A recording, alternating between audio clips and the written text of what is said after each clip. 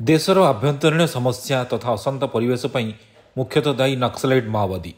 अवश्य सेमानक शक्ति दिनकू दिन कमिबारे लागिछि एवं प्रकोप मध्य समाप्त प्राय, किंतु एबे मध्य किछि किछि राज्य रे सेमाने आतंक सृष्टि करिबारे सफल हेउछन्ति। तेणु सेमानकु संपूर्ण दमन तथा मूलोत्पाटन करियो बोली अंटा भिड़िचंती केंद्र सरकार तथा प्रभावी राज्य सरकार माने। यह मध्य 2026 सुधा यार मूलपोच करा जियो बोली स्वराष्ट्र मंत्री दृढ़ोक्ति प्रकाश करिसेंति। एथिपई केंद्र सरकार सब प्रकार सहयोग जोगाइबे बोली प्रतिश्रुति देइछन्ति। खूब शीघ्र नक्सल दमन पई हेलिकॉप्टर मुतयन करा जिवो। ओडिशा सरकार स्वतंत्र हेलिकॉप्टर जोगाई देबा पई स्वराष्ट्र मंत्री को भेटी दाबी करिसेंति।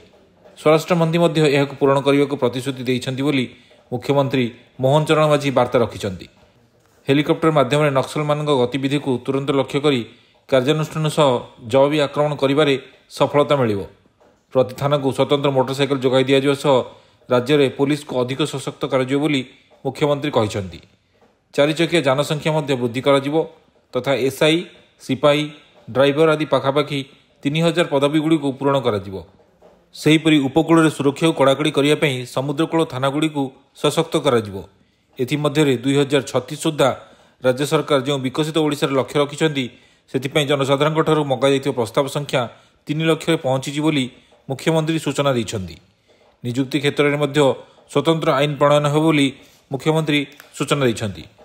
तेज वर्तमान राज्य सरकार आभिमुख्य निश्चित प्रशंसायोग्य। यह त्वरित रूपायन करागले राज्य सरकार धार्य कर लक्ष्य शीघ्र पहुंची पारे बोली आशा एवं विश्वास एवं ओडिशारू नक्सल मानकर समूली नाश सह ओडिशा विकासर नूतन शिखर छुई पारिबो। धन्यवाद।